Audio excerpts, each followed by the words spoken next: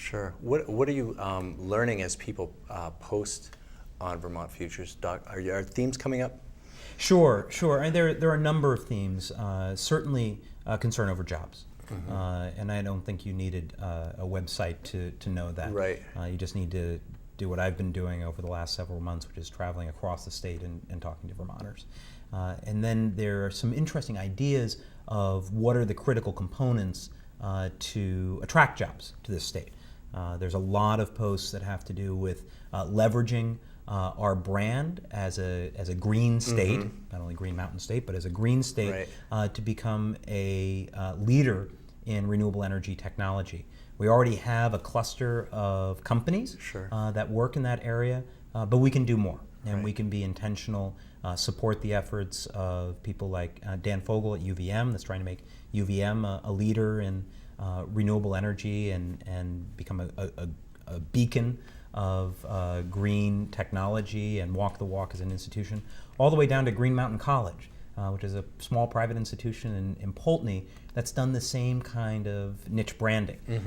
We can do that to create a new generation of renewable energy companies and innovation companies, and we can invest in it ourselves.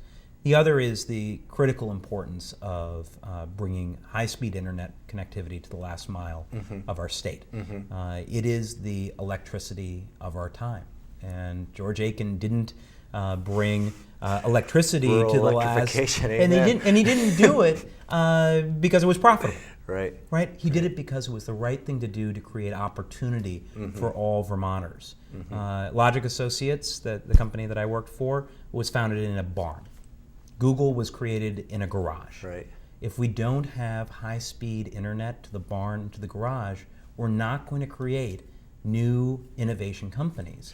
And we're, all the way through to talking to the owner of Vermed, which is a biotech company down in Rockingham, and I was talking to him about the issue and how we need to do this to start up companies. And he said, Matt, we needed to recruit people. He's trying to recruit engineers from the UVM engineering program. And when they find out the house they can afford has dial-up, and that their iPhone doesn't work in downtown Bellows Falls, they're in Colorado.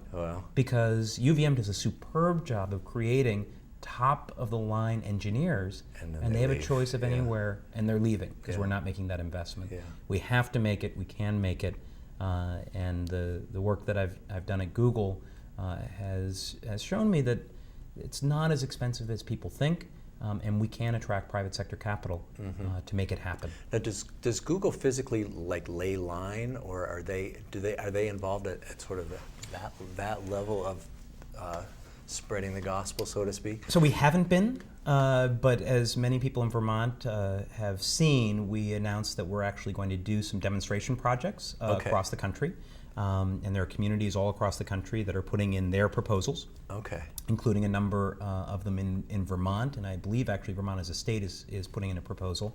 I can't comment too much further than that, but there is a strong belief by companies like Google and others that the ability to bring fiber optic speed internet to the last mile isn't prohibitively expensive. It can be done. And I believe it's our opportunity in Vermont to go from being the least connected state in the country to the most connected state. Which is where we are way down the bottom of the list right now. And it's no longer an issue of needing it to get ahead. It's needing it to keep from getting behind. Met with the dean of Vermont Law School, and he said it has made a huge problem. For students that they recruit. They're now the #1 environmental law school in the country. Again, fulfilling that niche that we have. But the students get there, and they can't imagine the fact that they're not able to do research at night. They have to drive all the way back in and use the library in town rather than being at home, which is what they're used to. So it's a critical issue. And then the prospects of them staying afterwards goes way down. Because they know that they need to have that connectivity in order to pursue their aspirational careers. Sure.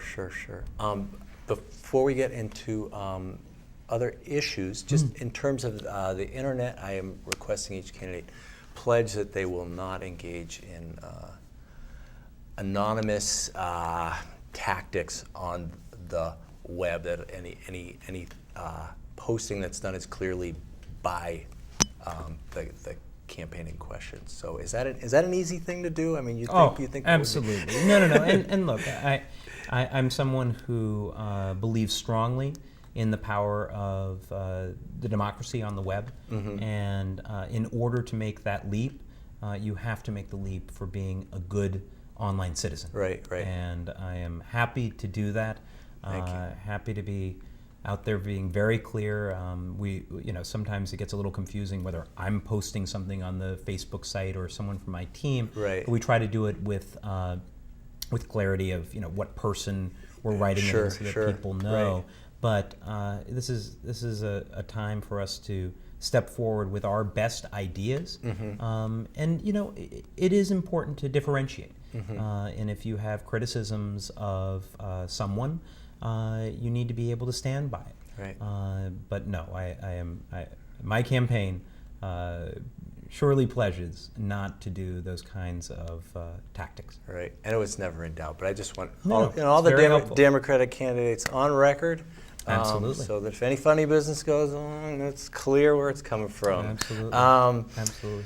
Now, that actually is an issue of transparency. And you've got a lot of great ideas about transparency in state government. So post-campaign, what needs to happen at a state level to make it clear to our citizens what our government's doing? Sure. As I mentioned before, Vermont ranks 49th out of 50th in both government transparency, as well as using the internet in order to bring services to the people of our state.